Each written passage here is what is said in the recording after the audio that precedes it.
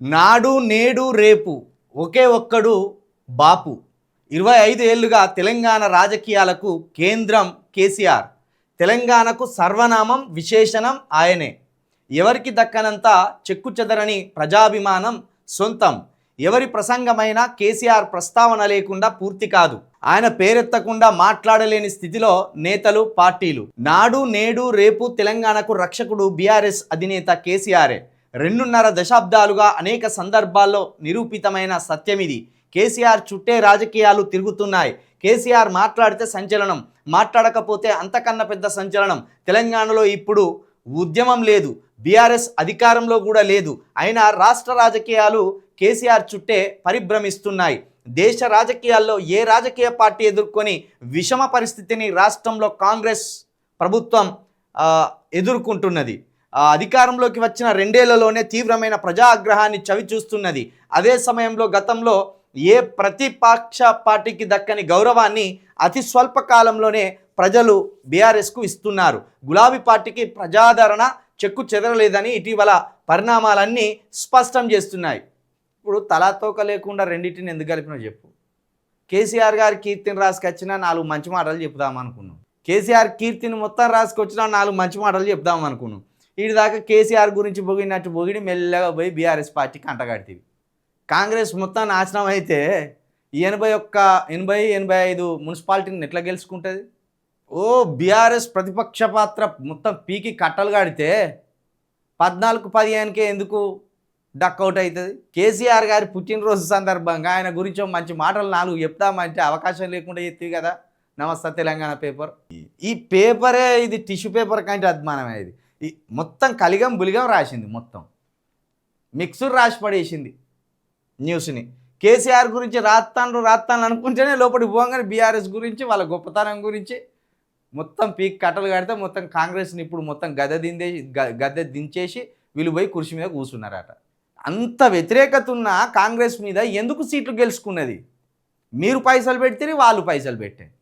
నిజంగానే మీరు పైసలు పెట్టలేదంటే వేరు, పోటాపోటీగా పైసలు పెడితే మళ్ళీ వాళ్ళకి గెలిచే. ఇక్కడ రాసినట్టు నిన్న నేడు రేపు అంటే నిన్న నేడు రేపు నిజానికి కూడా కేసీఆర్ గారి పేరు లేకుండా తెలంగాణ రాజకీయాలు నడవాయి. ఎందుకంటే తెలంగాణ రాష్ట్ర సాధకుడిగా ఆయన చెరగని ముద్ర వేసింది. అదే సమయంలో తెలంగాణ తొలి ముఖ్యమంత్రిగా కూడా ఆయన పగ్గాలు చేపట్టింది. కాబట్టి తెలంగాణ రాజకీయాలను ప్రస్తావించే ప్రతి సందర్భంలో కేసీఆర్ గారి పేరు ఆటోమేటిక్గా తెర మీదికి వస్తుంది. ఎందుకంటే రాష్ట్రం నష్టపోయిందంటే తొలి ముఖ్యమంత్రి కారణమని నిందించవలసి వస్తుంది.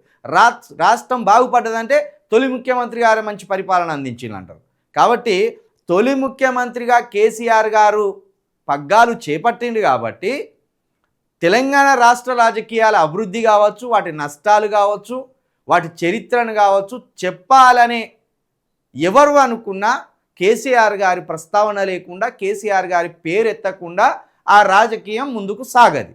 ఆ విషయంలో 100కు 100% నిజం.